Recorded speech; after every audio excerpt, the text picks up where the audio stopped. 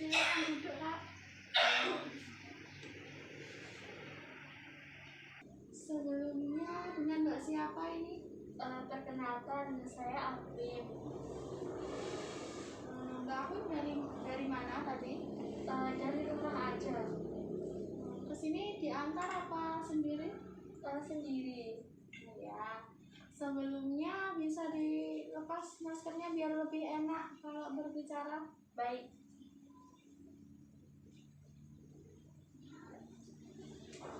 Jadi Mbak Akwin ya. Mbak Akwin kesini ada keperluan apa? Saya ingin melakukan proses konseling, Bu. Oh, baik. Sebelumnya, apakah sudah pernah melakukan proses konseling? Sudah. Saya kan sekarang kelas 3 SMA. Dulu saya pernah melakukan proses konseling itu terakhir kelas 3 SMP waktu saya mau masuk di SMA. Jadi, Mbak, aku masih ingat ya apa itu proses konseling. Seingat saya, konseling itu saya punya masalah, saya dibantu, tetapi saya lebih aktif dalam menyelesaikan masalahnya. Jadi, sudah cukup bagus ya yang Mbak aku ketahui. Apakah Mbak aku masih ingat sedikit-sedikit apa saja akses yang ada di dalam proses konseling? Kalau asas-asasnya saya kurang memahami, Bu. Mungkin Ibu bisa menjelaskan lebih detailnya gimana? Baik, jadi saya jelaskan mulai dari proses konseling itu apa ya. Jadi proses konseling itu merupakan bantuan profesional seorang konselor yaitu saya kepada seorang konseli yaitu kamu dengan menggunakan strategi yang konselor miliki. Jadi nanti konseli dituntut untuk lebih aktif untuk menyelesaikan masalahnya dan di dalam proses konseling itu ada beberapa azas. Yang pertama ada azas kerahasiaan, azas kesukarelaan, azas kemandirian, azas keterbukaan, dan masih ada lagi. Tapi yang paling terpenting adalah beberapa azas yang Ibu sebutkan tadi. Khususnya yang pertama yaitu azas kerahasiaan. Azas kerahasiaan yaitu di mana kamu nggak perlu ragu untuk menceritakan masalah kamu kepada ibu karena sudah terjamin menjaga kerahasiaannya. Dan selain itu dalam asas kerahasiaan itu tidak perlu ragu-ragu lagi, takut dibilang takut nanti ibu ceritakan ke siapa itu tidak akan terjadi karena di dalam proses konseling itu sudah memantap pada asas-asas tersebut, khususnya asas kerahasiaan. Dan yang kedua adalah asas kesukarelaan, di mana dalam diri kita masing-masing tanpa ada paksaan sedikit pun dan berpegang pada keinginan diri sendiri. Seperti tadi Mbak Akwin kan kesini atas dasar keinginan diri sendiri kan? Iya. Dan bagus sekali. Dan kemudian ada azas keterbukaan, di mana Mbak Akwin silahkan cerita secara terbuka, tidak perlu ditutup-tutupi. Misalnya masalah itu memang benar-benar pengen diceritakan, pengen diselesaikan, tapi misalnya masalah itu sangat bersifat pribadi, itu tidak harus diceritakan, tidak apa-apa. Dan kemudian ada asas kemandirian yang dimana Mbak Akwin dituntut untuk lebih aktif dalam menentukan apa rencana selanjutnya dalam masalah dan apa langkah selanjutnya yang akan Mbak Akwin lakukan. Sampai sini, apakah Mbak Akwin sudah mengerti? Baik, Bu, saya mengerti. Apakah ada yang ditanyakan mengenai proses konseling dan asasnya? Belum, Bu. Oh ya, bagus sekali. Dan dalam proses konseling ini dibatasi oleh waktu, yaitu waktu dalam 20 sampai 30 menit. Mbak Akwin ingin beberapa menit? Mungkin 20 menit saja, Bu. Ya, baik. Jadi sudah bisa kita mulai ya proses konselingnya? Iya. Nah, Coba Mbak Akun ceritakan apa yang menjadi masalah Mbak Akun. Jadi gini Bu, saya itu punya rasa malas bersosialisasi dengan tetangga saya. Karena gimana ya Bu, menurut saya tetangga saya itu terlalu mencampuri kehidupan pribadi saya. Apa-apa saya di istilahnya diireni gitu ya, diireni, terus saya gimana gimana nanti dibicarakan gitu. Jadi saya itu malas Bu untuk bersosialisasi, tapi sebenarnya saya itu juga pengen gitu, tapi ya gimana, saya juga bingung Bu. Jadi intinya yang Mbak Akun ceritakan itu dalam intinya saja ya. Jadi lebih bisakah lebih lanjut Mbak Akun ceritakan secara luas? Jadi saya itu juga merasa takut kalau saya bersosialisasi nanti ketika saya salah bicara, saya ada kurang gimana-gimana, nanti saya diceritain lagi, saya juga salah lagi. Terus nanti kalau saya pengen beli ini, beli itu, terus nanti kalau saya bersosialisasi ke tetangga saya nanti dikiranya pamer gitu. Jadi saya itu merasa kayak saya itu di posisi bingung gitu loh Bu. Saya bersosialisasi, saya tidak bersosialisasi, saya juga salah, saya bersosialisasi pun saya juga merasa salah gitu. Baik, saya paham apa yang kamu rasakan. Kalau Ibu boleh tahu, seperti apa contoh yang Mbak Akun kan tadi membicarakan kalau katanya sering tetangganya itu sering iri sama Mbak Akwin, sering membicarakan Mbak Akwin. Nah itu contohnya Mbak Akun melakukan apa kok tetangganya bisa seperti itu?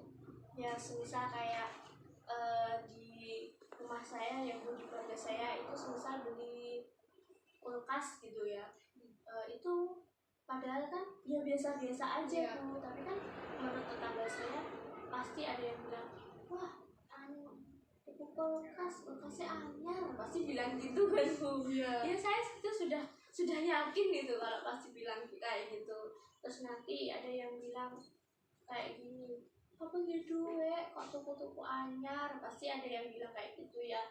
Ya pastinya ya gimana ya Bu, bingung saya gitu. Saya paham.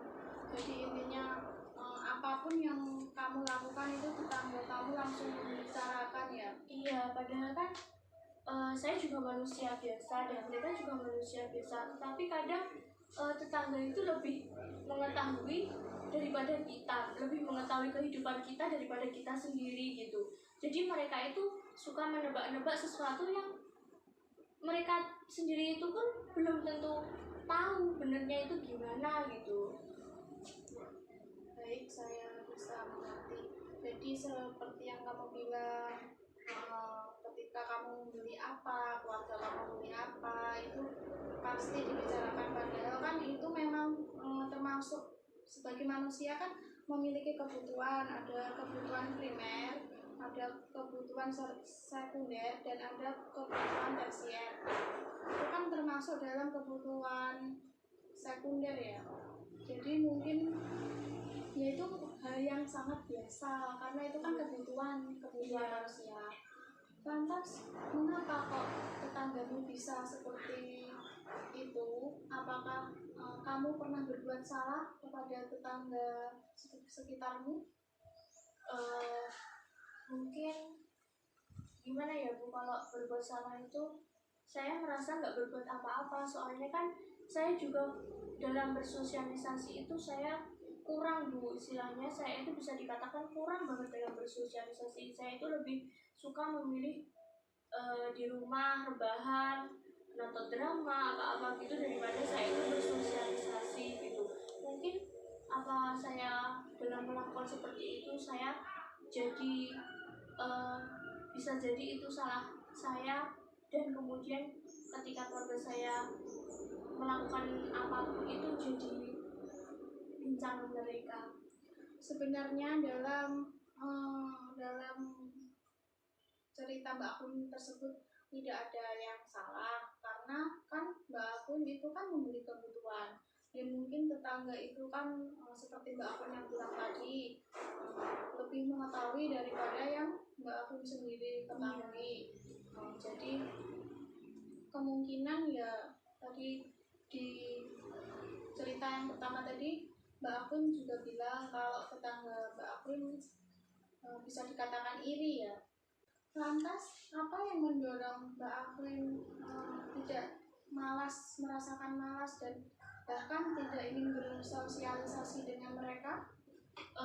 Jadi saya itu takutnya nanti ya itu tadi Bu, saya malas pasti kalau di sini nanti rasan-rasan, di sana pasti juga rasan-rasan, di mana-mana pasti rasan-rasan. Jadi kadang saya itu merasa malas gitu Bu. Jadi tulan ya rasan-rasan ya loh, betul ya rasan-rasan, gitu aku ya rasan-rasan.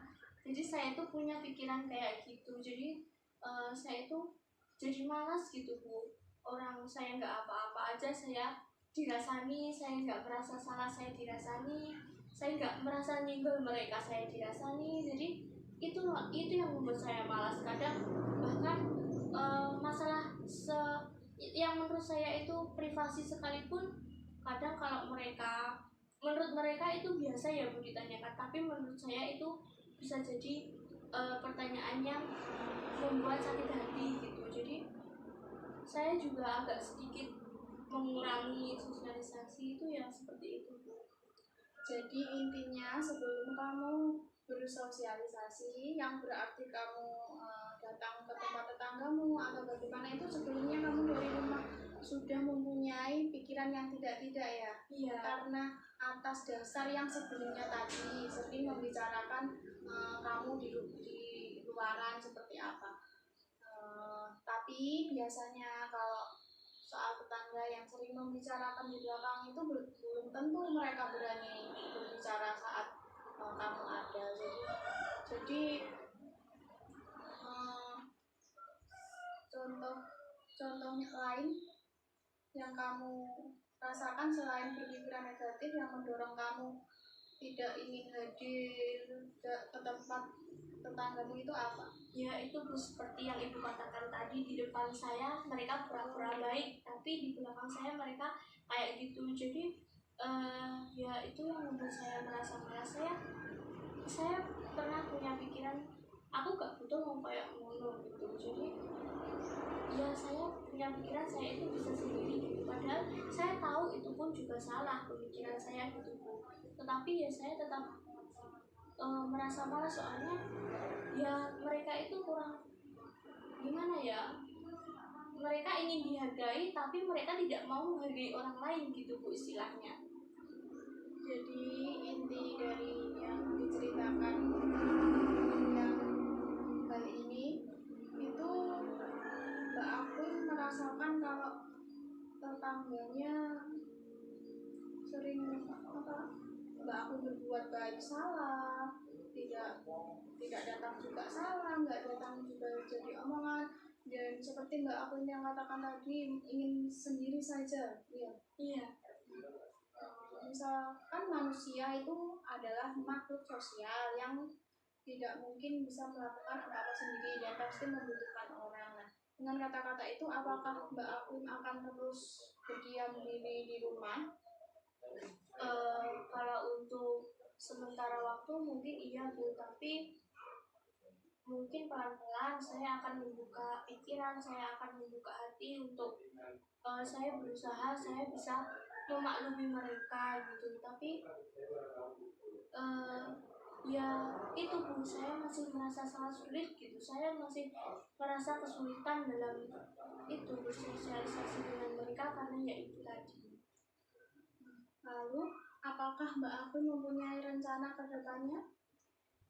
Rencana kedepannya saya ingin gini Bu, saya ingin bersikap baik kepada mereka, entah nanti timbal baliknya kepada saya gimana itu menjadi urusan mereka. Yang terpenting saya sudah berbuat baik dulu gitu. Tetapi saya juga takut Bu untuk memulai rencana saya nanti kalau semisalkan kita kan berekspektasinya pasti yang baik-baik ya Bu.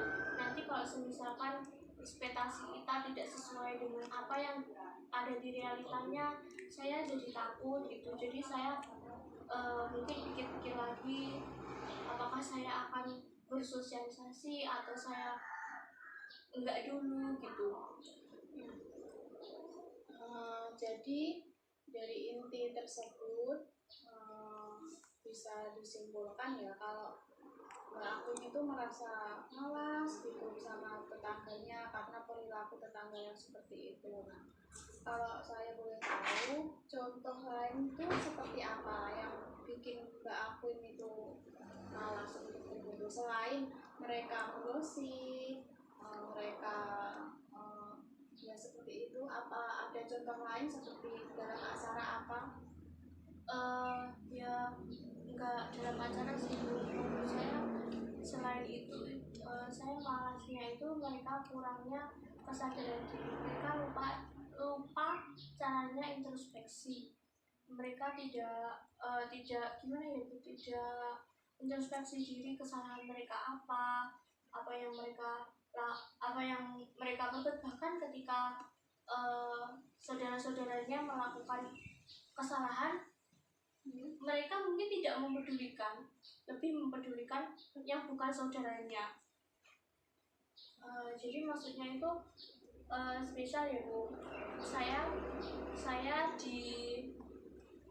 digosipin sama yang bukan saudara saya. Padahal yang gosipin saya tadi, saudaranya itu melakukan lebih dari apa yang saya lakukan. Maksudnya melakukan kesalahan yang lebih dari saya lakukan. Tapi yang ini tadi, si yang gosipin saya tadi lebih mengutamakan gosipin saya gitu.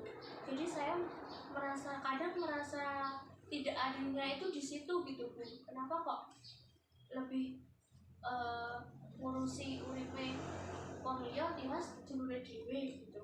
Jadi istilahnya seperti itu ya. Jadi mereka lebih lebih kayak lebih ingin tahu kehidupan tetangganya daripada saudaranya.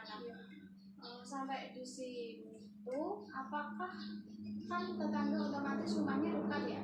Apakah rumah saudara-saudaranya itu juga berdekatan sehingga kok tidak mau membicarakan saudaranya sendiri tapi malah tetangganya sendiri? Iya Bu, berdekatan, bahkan bersebelahan, bahkan misalkan di sini nanti di baratnya gitu rumahnya, di timurnya gitu rumahnya gitu, berdampingan, saling berdampingan gitu Bu. Padahal jadi dengan keadaan seperti itu ya pasti sangat erat lah ya sesama tetangga, bahkan itu masih saudaranya sendiri, pasti kalau rumahnya aja dekat pasti sering kumpul kayak gitu.